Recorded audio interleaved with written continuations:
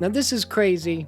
This is an article by Stephen T. Wright about the fact that 2,400 Steam users had their accounts restricted for marking a negative review as helpful in what appears to be a Steam support mistake.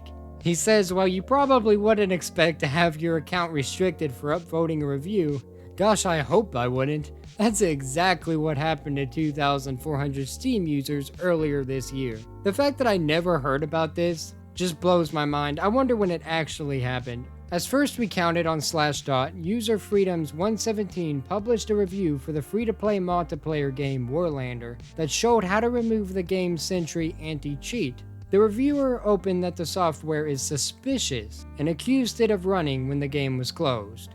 The review received 2,439 upvotes from fellow users. Valve then removed that negative review for alleged violations of Steam's terms of service.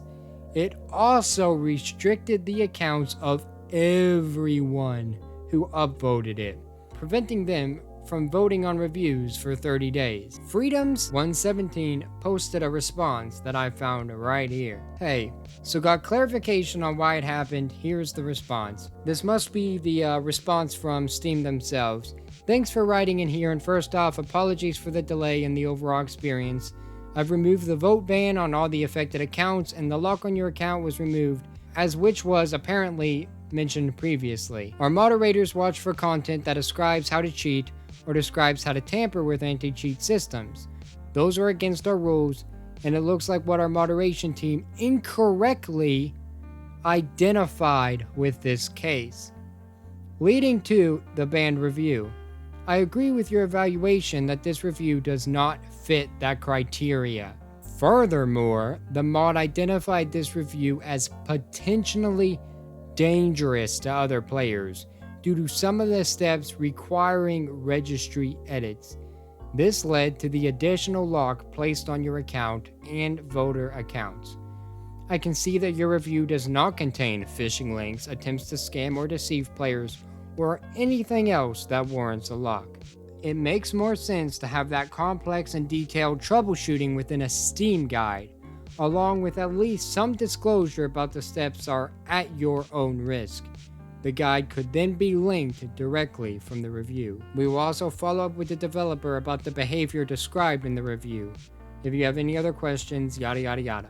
So it was an accident that affected over 2,400 players. Thankfully, apparently Steam was rather quick in resolving it, but by their own account, they were not as quick as they wish they were. It's a sucky situation to everyone involved, and it sucks that something like that can be blown out of proportion just because someone read something differently than it was originally supposed to be portrayed. The studio did publish a support piece about the anti-cheat, but they do give actual ways that you can uninstall the cheat. So that's good. You know what? Good on them.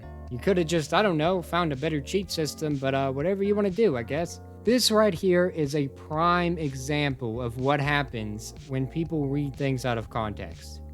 A prime example. But Steam, as consumer-friendly as they are capable of making mistakes, and I have a lot of respect for them for coming out and saying, this was a mistake, we're gonna fix it, and then they do it. They didn't sugarcoat it, they didn't make excuses, they said they understand what happened, they get where there could have been a mix-up, but they're taking steps to fix it. That's what needs to happen more often. I found this pretty interesting, so I just wanted to bring it up, especially since I never knew it happened.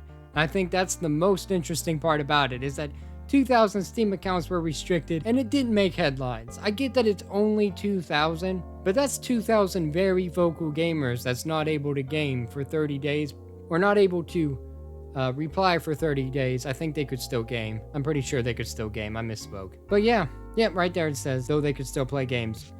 Anyway, thank you. I appreciate it. And above all else, I hope you have a great day.